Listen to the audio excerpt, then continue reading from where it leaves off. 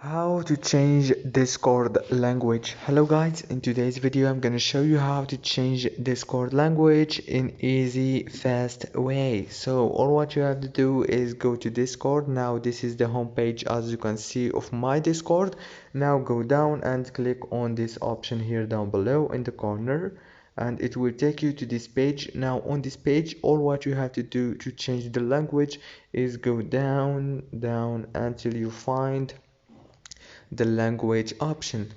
Click on language, and now click again here on language, and here you go. Now you can choose the language that you want.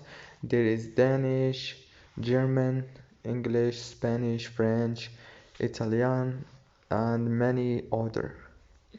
After you choose, just click and it will be updated automatically. If this video was helpful, please don't forget to like and subscribe.